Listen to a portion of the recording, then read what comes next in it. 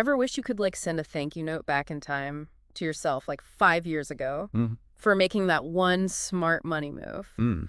That's kind of the power we're tapping into today as we explore this idea of developing a savings culture. Yeah, it's more than just like stuffing cash under the mattress, right? It's a Uh-huh. whole way of thinking about your resources. Exactly. Our guide for this deep dive is Dr. Aluma Emanuel's sermon, Okay. Developing a Savings Culture. And I found it fascinating because it blends spiritual principles with practical financial advice. Oh, that's interesting. Yeah, so we're going to unpack his key insights and see how you can actually apply them to your life. I like that. That blend of spirituality and practicality is often missing in financial conversations. Yeah. So I'm curious to hear what he has to say. Well, he makes this incredible point that every dollar you earn essentially holds your past, present, and future income. Whoa. I know, right? It kind of blew my mind. Yeah, that's a lot of weight for a single dollar. Can you break that down for our listener? How can a single dollar hold so much weight? It's a powerful way of looking at it. Um, Imagine each dollar as having three parts. Okay. One part is tied to debts or obligations from your past. Another covers your current needs and expenses. And the third part, that's the portion you can direct towards your future through saving and investing. So every time we swipe that credit card or hand over cash, we're making a choice. Are we choosing to eat up our future income or are we investing it? Precisely. It really highlights the power of our daily financial decisions. Are we prioritizing that instant gratification, or are we laying the groundwork for long-term financial stability and freedom? He tells this great story about a church member who lost their job but had been diligently saving this. They were able to navigate that difficult time because they had that financial cushion. Yeah, makes sense. Have you seen examples in your own life where having savings made a huge difference for someone during a tough time? Absolutely. I've seen firsthand how a healthy savings habit can provide more than just financial support. It offers peace of mind and a sense of control during those inevitable storms of life. Whether it's a job loss, an unexpected medical expense, or something else entirely. Dr. Emanuel connects this idea to the biblical concept of 7 years of plenty, 7 years of famine. Oh, interesting. He's talking about the cyclical nature of the economy. Yeah. Now, our world today feels anything but predictable. Yeah, for sure. How can our listener apply this ancient wisdom to their modern financial life? Well, the specific timeframes might not be literal, but the principle of economic cycles is still incredibly relevant. Okay. We know that periods of economic growth are often followed by periods of contraction or recession. Yeah. Dr. Mangel is urging us to be prepared for those lean times, even when things are good. It's about building resilience. So how do we practically do that? How do we prepare for those famine years? It starts with building a strong savings culture. You have to assess your current financial situation, look at your income, expenses, debts, and existing savings. Then look for places where you can trim unnecessary spending and increase your savings rate, even if it's just a few dollars at first. It's about building that financial buffer, that safety net. Dr. Emanuel also uses the story of the widow who sustained the prophet Elijah during a famine. Right. Now, for our listener who might be thinking, I don't have a lot to save, what lessons can we draw from that story? The widow's story is a powerful illustration of what Dr. Amiel calls stewardship. She had very limited resources, but she had saved and managed her provisions wisely. This meant she was not only able to survive, but also to support Elijah in his time of need. Okay. This resonates with all of us because it shows that even with limited resources, you can build a safety net by managing what you have wisely. It's a powerful reminder that small, consistent actions can lead to big results over time. Okay, this next part really surprised me. Okay. Dr. Emanuel quotes Jesus talking about putting money in a bank to earn interest. I know, this might seem counterintuitive to some who believe in relying solely on faith for their finances. How do we reconcile these seemingly contradictory ideas? It's a great question, and it challenges us to think deeper about the relationship between faith and action. God expects us to be good stewards of everything he provides, including our finances. Okay. This means not only trusting in his provision, but also using wisdom and discernment in managing our resources. Yeah. Saving and investing can actually be seen as acts of stewardship. It's not about hoarding wealth, but about managing it responsibly, both to create a secure future for ourselves and potentially bless others. Yeah. This leads me to another point that struck me. Dr. Emanuel says every money you are going to make in your lifetime cannot be given to you once. Wow. That's a powerful way to reframe how we think about our income. What implications does that have for our listener when it comes to budgeting and planning? It shifts our perspective from short-term thinking to a long-term view. He's encouraging us to see our income not as a series of paychecks, but as a finite resource that we need to allocate wisely over our entire lifetime. It's like he's saying, okay, you have this pot of money for your whole life. How are you going to use it to make your dreams a reality and live a life that aligns with your values? Exactly. He even jokes about how tempting it is to splurge on the latest iPhone 15 Max Pro when you could be investing in land. Yeah, I mean, it's funny, but it hits close to home, right? it does. Any practical tips on how our listener can avoid those spending traps that can sabotage their future? One strategy that's incredibly effective is delaying gratification. Hmm.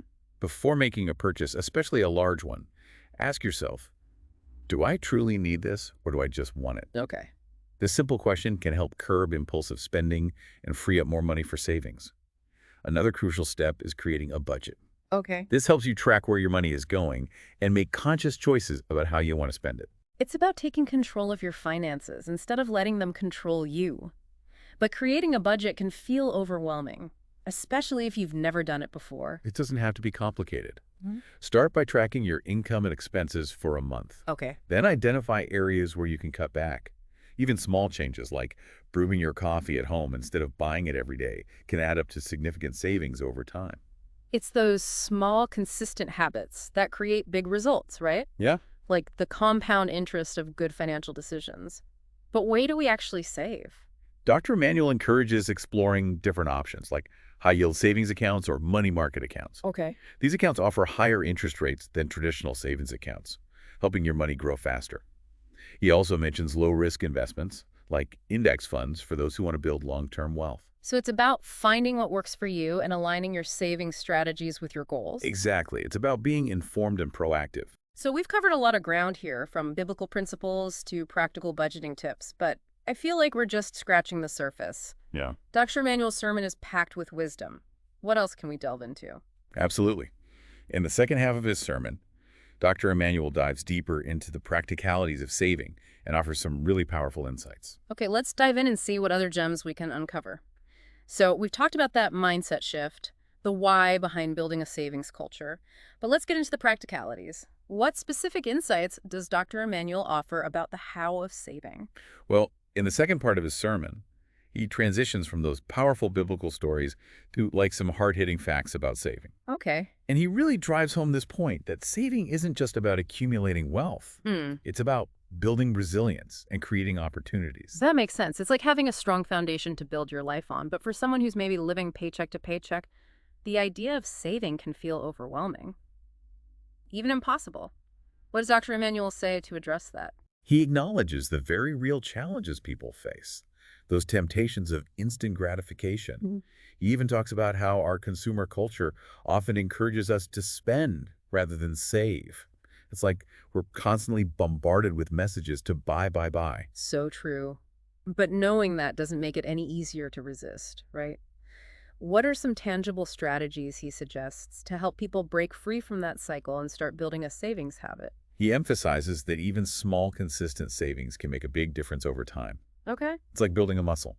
You start with small weights and gradually increase the load. He actually uses the metaphor of building a house. Okay. A weak foundation leads to instability, just like a lack of savings leaves you vulnerable to financial shocks. So it's not about trying to save a huge chunk of money all at once, but about creating a sustainable habit. Even if it starts with just a few dollars a week, I like that. It feels much more approachable. Exactly. Yeah. He also stresses the importance of setting clear financial goals. Okay. This gives your saving a purpose and helps you stay motivated. Mm. Whether it's a dream vacation, a down payment on a house, or early retirement. Visualizing what you're saving for can make it much easier to stay committed. It's that sense of purpose that drives you forward. It's like having a destination in mind. It keeps you on track when those temptations to splurge pop up. But even with clear goals, sometimes it's hard to know where to start.